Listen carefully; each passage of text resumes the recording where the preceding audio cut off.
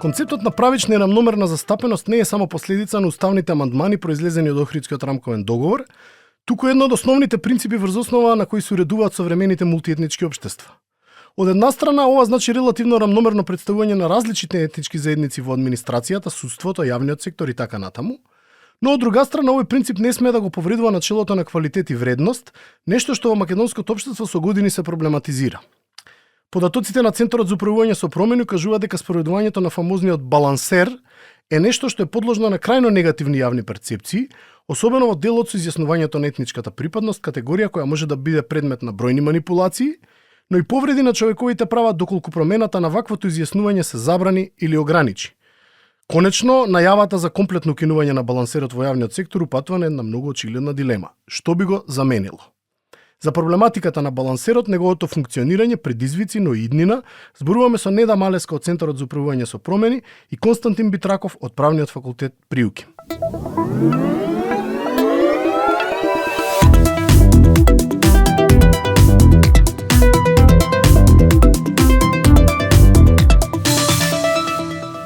На нашите слушатели на кои можеби не е јасно, само накратко да објасниме што точно представува балансерот. Јавноста знае дека се работи за некаква формула и дека е поврзана со вработување според принципот на правична застапеност на етничките заедници, но ретко кој знае што точно представува. За почеток, балансерот, наједноставно речено, е практично еден онлайн калкулатор во кој што е внесена формула преку кој што институциите во јавниот сектор, кога ги планираат своите вработувања за идната година, практично предвидуваат во која етничка заедница треба да припаѓаат вработените. Значи, наједноставно, веб страница која што е balancer.mioa.gov.mk, на која што секоја институција кога го подготвува својот план за вработување во идната календарска година, внесува податоци колку вработување сака да оствари идната календарска година, колку вработени има во моментот и од која етничка заедница се тие, и едноставно формулата, односно самиот балансер, самиот вебсайт, вади информација од која заедница треба да бидат оние кои што ќе се вработуваат во идната календарска година, и потоа тоа се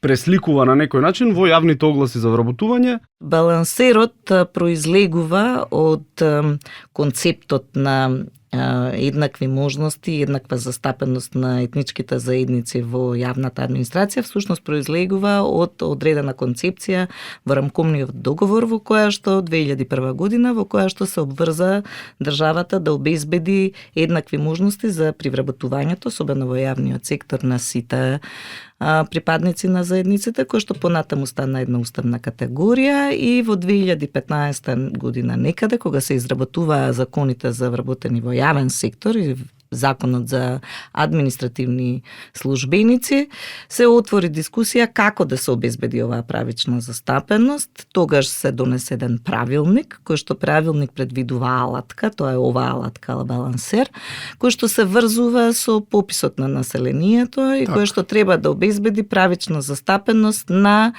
етничките заедници во институциите во определени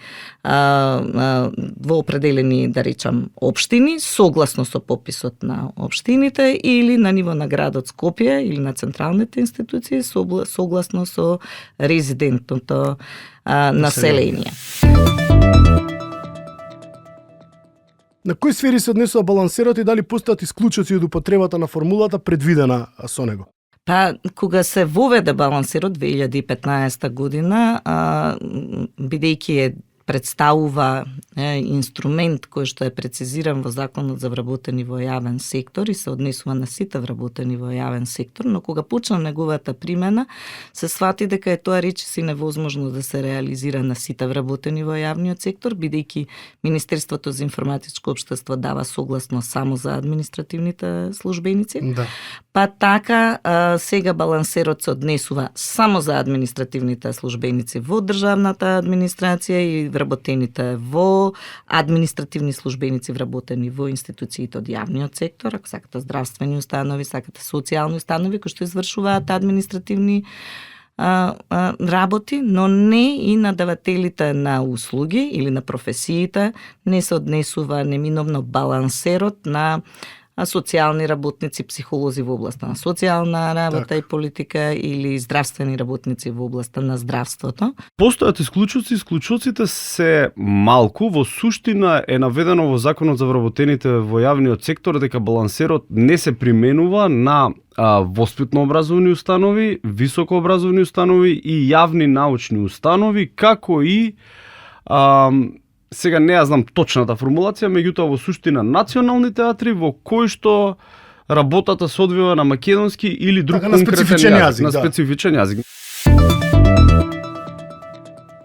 Според последниот извештај од следењето на соодветната и правична застапеност во јавниот сектор, малку комплицирано име на извештајот, на Центарот за управување со промени постои нагласено незадоволство од неговото спроведување. Дали балансерот придонесе да се занемари исполнувањето на основните услови за добивање одредена позиција во јавната администрација, за сметка на механичкото исполнување на квотите предвидени со балансерот? Дали квалитетот се жртвуваше за сметка на математичка формула или незадоволството е можеби од други причини? Да почнам од почеток, мислам дека кога е воведен балансерот како алатка, тој е воведен од благородни поводи, значи за да се намали несразмерноста во вработувањата во јавниот сектор. Од друга страна, предпоставувам, односно сметам дека ова незадоволство за кое што зборуваме се должи токму на несовршеноста на системот кој што де факто исклучува луѓе од можноста да бидат вработени во јавниот сектор на определен оглас. И да, принципот на заслуга или мерит, принципот кој што е основен за вработување во јавниот сектор, практично на некој начин е занемарен односно поради механичко исполнување на услова на обврската за правична застапеност. Зошто? Бидејќи објавуваме ние јавен оглас во кој што точно наведуваме од која заедница треба да биде лицето кое што ќе се вработи. Апсолутно тука дека ние ги исклучуваме сите други. Анблок сите други кои што можеби би аплицирале на огласот. Па, веројатно дека сите овие аспекти кои што ги набројавте имаат свое влијание врз едно општо незадоволство кај граѓаните од примената на балансерот или особено во администрацијата. Првен пред балансерот морам да речам дека политиката игра клучно влијание. Значи дури кога станува збор за балансер или за вработување на определени етнички заедници, тука не е оставен просторот за вработување на најдобрите и најквалитетните кадри, туку исклучиво оние кои што доаѓаат по пат на политика. И сега да направиме една паралела со едно наше друго истражување, кое што вели дека одеднаш сваќате дека основот за дискриминација, најголем дел од граѓаните, на репрезентативен примерок спроведено, се чувствуваат дискриминирани при вработување по етничка линија. Но тоа исто така говори дека и албанците веќе не се чувствуваат дека македонците ги дискриминираат при вработување, туку дека определена политичка партија која што е во власта одлучува за тоа кои албанци се подобни или не се подобри за вработување во институциите во јавниот сектор. Како да се избалансираат принципот за заслуги кој го споменавме и квалитет во вршење на службата со принципот на правична застапеност? Јавниот сектор мора да биде рефлексија на етничката структура на општеството, структурата на јавниот сектор, но сепак мора да постои одредено ниво на квалитет и познавање кај вработените во јавниот сектор. Дали ни е потребна перманентна проверка и надградба на знаења кај вработените во јавниот сектор или решението е во тоа ваквите мерки да бидат од привремен карактер? Односно балансерот да функционира, па да се укине, па потоа ако се створат големи дискрепанции повторно да се воведе и така натаму. Па, Иве, да ви речам, Иво како уставно начало е правичната застапеност и не значи истост. Не значи процентуална застапеност. Значи, ние зборуваме за правична застапеност и колку ќе биде сега доволно. Дали ако резидентното население албанци е 24%, ние ќе речеме дека со 22% сега албанци во јавниот сектор е доволно, сме постигнале, или 24%, или што значи за нас сега правична застапеност и еднакви можности. Дури со иронија сакам да го испроблематизирам ова прашање, бидејќи ние се соочуваме со недостаток на работна сила.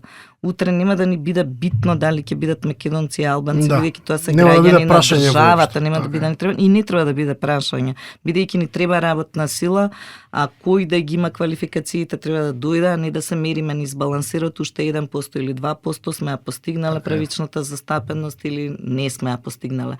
Затоа сакам со доза на иронија да го наведам ова. Компетенциите мора да бидат на прво место и квалификациите на вработените, а при тоа да се води сметка за правичната застапеност, бидејќи ваквите системи од привремен карактер може да фатат една надолна линија доколку не се води сметка Може да направат за... штета од перманентен карактер. Така е. Ние во моментов имаме ситуација во која што де факто правичната застапеност во институциите на ниво на јавен сектор е исполнета.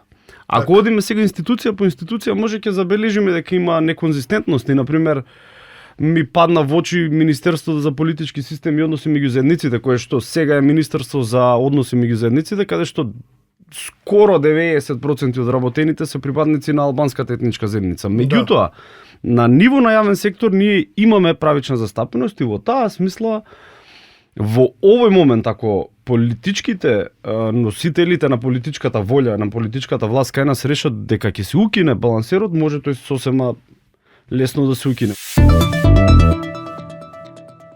Се чини дека најголем проблем околу спроведувањето на балансерот, но и какви билоидни модалитети за постигнување на правична застапеност, беше токму декларирањето на етничката припадност. Со етничката припадност може многу да се манипулира, кај сите етнички заедници, што во суштина саботира самата идеја за постоење на механизам како што е балансерот. Постои ли решение за овој проблем?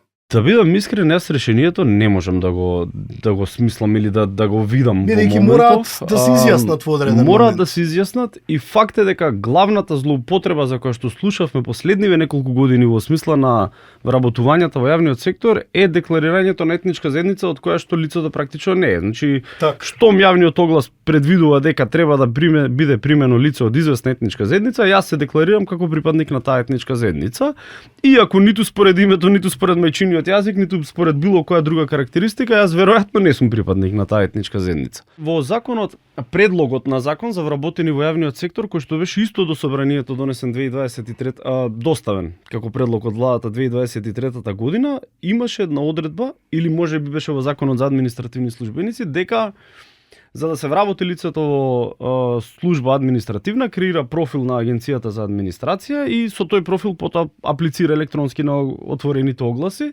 Дали на тој профил ја истакнува својата етничка? Таму беше наведено дека во профилот еднаш кога ќе се избере етничка припадност не може таа да се смени. Тоа не е добро решение, бидејќи апсолутно не може ние да му забраниме на поединецот никогаш да не може да ја смени декларацијата за својата етничка припадност. Така што мислам дека овој проблем не може да се надмине додека постои балансерот како ваков. Туку треба да одиме чекор поназад и да гледаме како да најдеме подобро решение од балансерот. Ги гледавме модалитетите, да речеме, во Италија на Јужен Тирол, каде што живеат повеќе групи на повеќе етнички заедници, италијани, германци и така натаму, австрици, секако како што се чувствуваат. Кај нив е врзан со јазичната клаузула, значи кај нив има систем на правична застапеност според јазикот кој што го говорат. Да. Например, ни се виде интересна можноста да вие, еве по тој пример во Јужен Тирол, да вие додека аплицирате за работно место во Агенција за администрација, ако во преносно значење тоа го ставите кај нас, кога ќе го пополните формуларот за вработување, вие се изјаснувате еднаш како се чувствувате и тоа само определување сепак трае определен временски период, кај нив трае 5 години.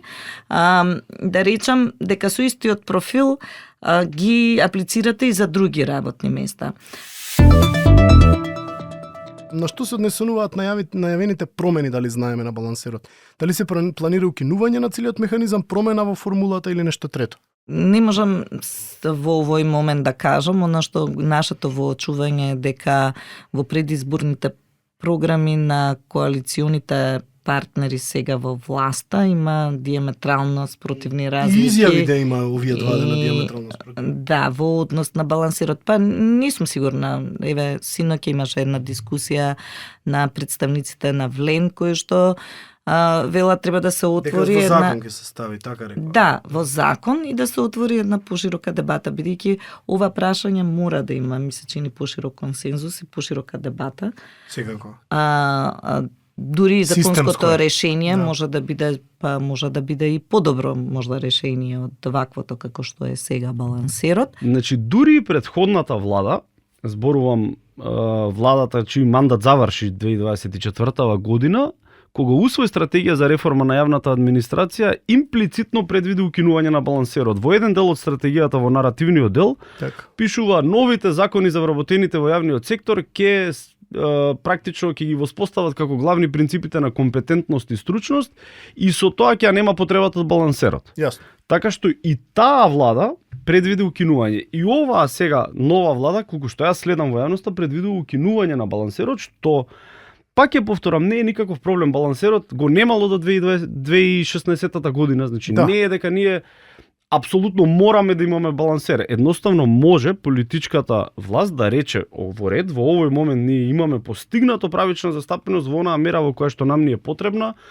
така што го укинуваме овој систем, а каков понатаму ќе се имплементира, тоа е навистина политичка одлука. Тоа не може реално стручњак, некој кој што се бави со административно право или генерално со јавни политики да предвиди систем.